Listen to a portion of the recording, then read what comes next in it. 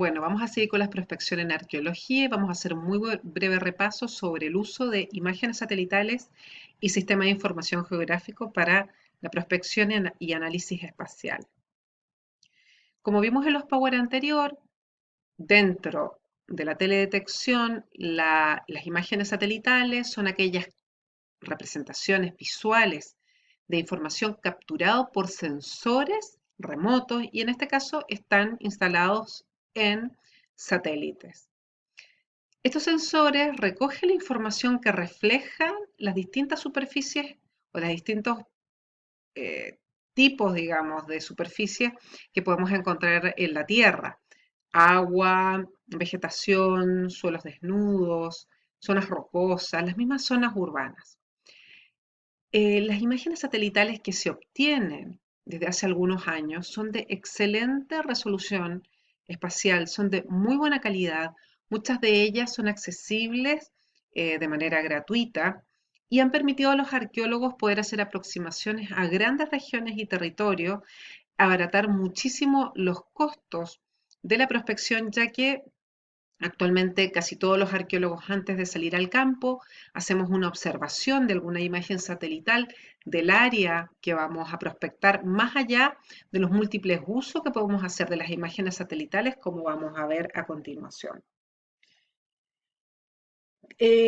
Básicamente las imágenes satelitales, su principal utilidad es que permite analizar fenómenos que no son observables en regiones visibles del espectro electromagnético, es decir, no son observables por el ojo humano, como las variaciones de temperatura y humedad de los suelos, por ejemplo, pero que pueden ser detectadas con cámaras infrarrojo y de luz ultravioleta que portan estos satélites.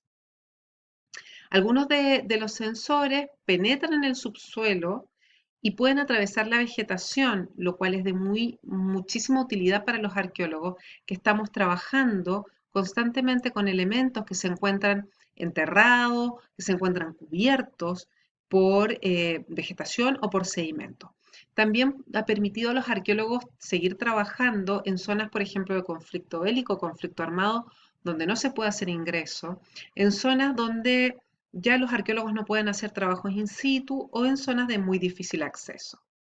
En estas imágenes, por ejemplo, tenemos del libro de González Ruibal y Allan Vila, el manual, una imagen satelital y una imagen captada por LIDAR, que es este sistema también de teledetección láser que revisamos en el Power anterior.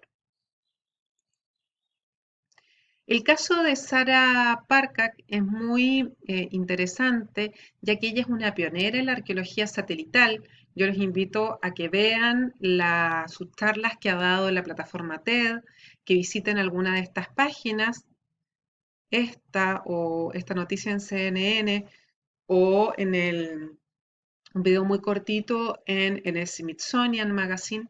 Y ella es una egiptóloga que ha incursionado en el uso de sistemas de imágenes satelitales para poder reconocer, mapear, cuantificar y proteger el patrimonio arqueológico, en este caso de su especialidad en Egipto. Usando imágenes infrarrojas y analizándolas, ha podido detectar estructuras de sitios arqueológicos en Egipto que estaban, por ejemplo, referenciadas en documentos antiguos, pero que las prospecciones tradicionales no le habían no le habían permitido detectar esos sitios que estaban siendo mencionados en documentos antiguos.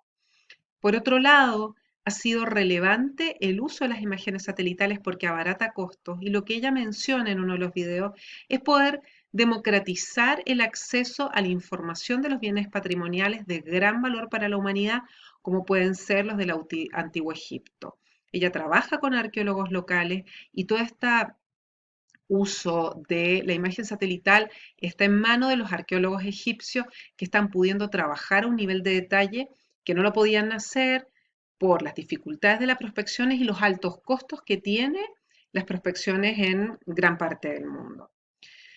Otro aspecto interesante de las imágenes satelitales es su naturaleza numérica.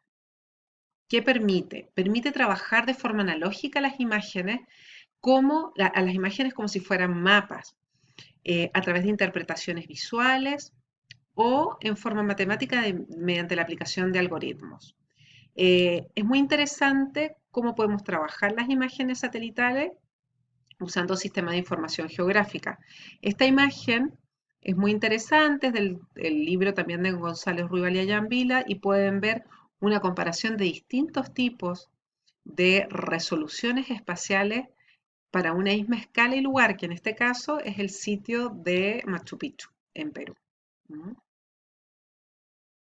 En el caso de la arqueología local, por ejemplo, se han hecho trabajos en la valle donde las imágenes satelitales se pueden combinar con modelos digitales de terreno, muchos de ellos disponibles en acceso abierto y para poder luego trabajarlos y procesarlos mediante sistemas de información geográfica. ¿Qué son los sistemas de información geográfica? Los famosos SIG o GIS. Son sistemas de representación del mundo real y su mayor utilidad se relaciona con la capacidad de visualizar de forma gráfica datos y de construir modelos o representaciones del mundo real a partir de la integración y la combinación de datos de distinta naturaleza, como vamos a ver. Datos de información que podemos recolectar de distintas maneras. El GIS en realidad es un conjunto de herramientas, hardware, software, por ejemplo, quizás ustedes lo han oído hablar, el QGIS, que es de acceso abierto y permite trabajar eh, datos, eh, es un sistema de información geográfica, es un software, eh, y que permiten organizar, almacenar, manipular, analizar un montón de información de distinta naturaleza. ¿Mm? Toda esta información tiene la particularidad que tiene que tener, está referenciada espacialmente. Los datos, ¿cómo obtenemos los datos? Los arqueólogos podemos obtener datos, por ejemplo, de una manera tan sencilla como usando un GPS en el campo cuando estamos prospectando y poder usar este GPS para georreferenciar los restos arqueológicos, estructuras o restos pequeños como vemos en este caso, y poder usar esos datos georreferenciados para analizarlos y modelarlos en sistemas de información geográfica. Como vamos a ver, los sistemas de información geográfica trabajan con sistemas de capas, donde podemos trabajar información de distinta naturaleza y son usadas tanto en disciplinas como la biología, la cartografía, el marketing, la logística, la sociología, es decir, tiene un uso amplísimo. Y podemos trabajar información de distinta naturaleza, superponiendo distintas capas, como mostramos acá.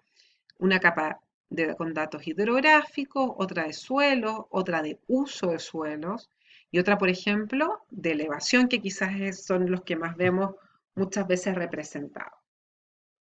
Como les decía, estos sistemas trabajan con capas, las cuales corresponden a dos tipos de sistemas de información. Por un lado tenemos las vectoriales, que se usan vectores para describir objetos geográficos como puntos, líneas, áreas.